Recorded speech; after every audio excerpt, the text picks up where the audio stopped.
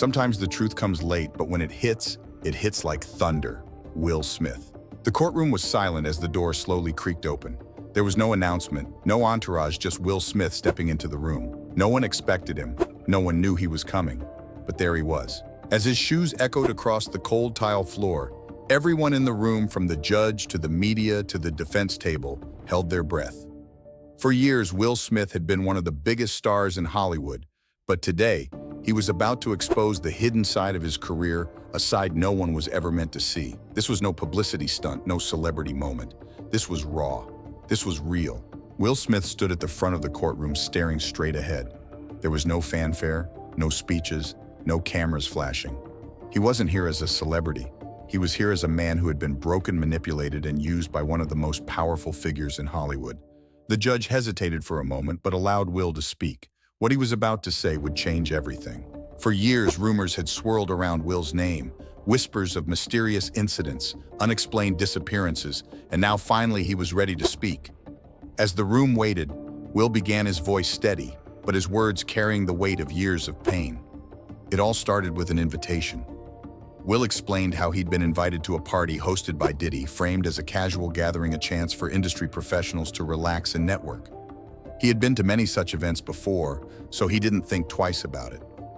It was Diddy's birthday celebration, after all, a time for friends and associates to come together and enjoy themselves. But from the moment Will stepped into that mansion high in the Hollywood Hills, he knew something was off. There were black SUVs parked outside, security everywhere, and a sense of unease that hung in the air. And the first thing that happened when he entered, they took his phone. They claimed it was for privacy, to protect the guests, but Will couldn't shake the feeling that it was to keep something from getting out. As he entered the party, he noticed the strange atmosphere. The lights were dim, the music was soft and hypnotic, almost trance-like. It felt like there was something more to this party than just a good time. Mirrors were placed strategically around the room, giving the unsettling impression that someone was always watching. Diddy greeted him warmly with a smile that to Will felt more like ownership than friendship. "Now you're part of the family," Diddy said, his smile unnerving in its coldness. Will followed Diddy into a back room, expecting to talk business. But what he saw there left him speechless. There were people performing. Men and women, some familiar faces, others too young, all engaged in strange, uncomfortable acts. Some were being watched as if it were a show. Diddy was laughing as though everything was perfectly normal. Will froze. He didn't know what to do, how to leave, or if he even could. The realization hit him: once you're in this world, you're trapped. There's no escape. A few days later, Will received a call from a blocked number. The voice on the other end was brief, only saying, "Hope you had fun, Fresh Prince," before hanging up. He thought it was just a prank until an unmarked envelope arrived at his office. Inside, there was a flash drive. Will hesitated. He didn't want to look, but his curiosity got the best of him. He plugged the drive into his computer and watched, horrified, as footage from that night played out. There he was, sitting on a couch, laughing at something he couldn't even remember. And in the background, he heard Diddy's voice saying, "That's how we keep him." Will's stomach dropped. It wasn't just a bad memory. It was evidence of the manipulation he had been subjected to. Will Smith revealed to the courtroom how this wasn't an isolated incident. It wasn't just one party. This was a pattern. After the initial night of confusion, things started to change in his career. Movie roles that had been promised to him suddenly vanished.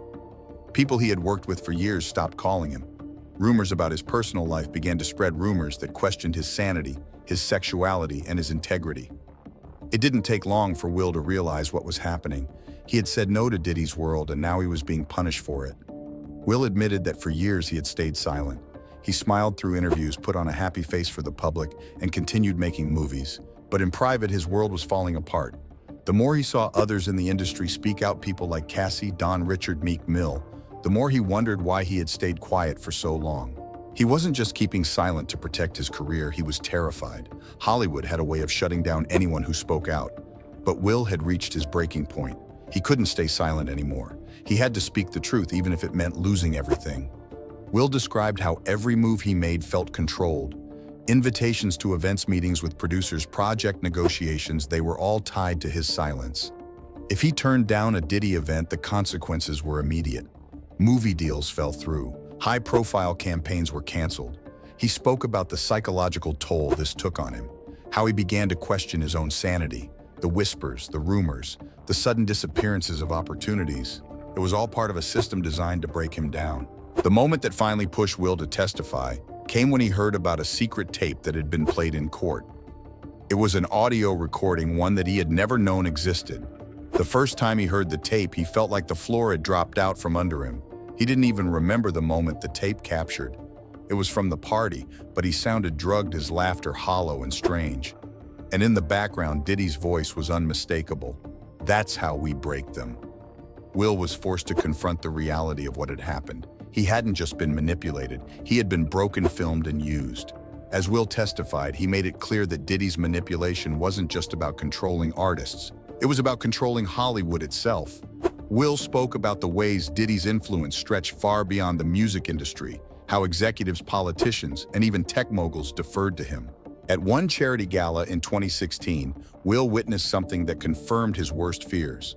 High-powered figures from across industries were all deferring to Diddy, thanking him for his influence.